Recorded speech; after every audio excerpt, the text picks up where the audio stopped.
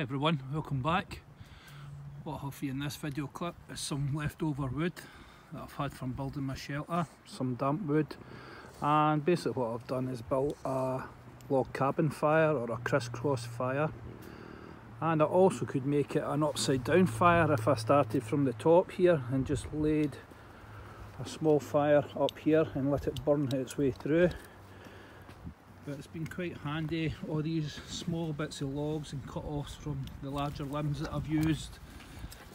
I'll put them to good use here, but what I've done is actually left it open at the bottom so I can actually put some tinder in there and get it started.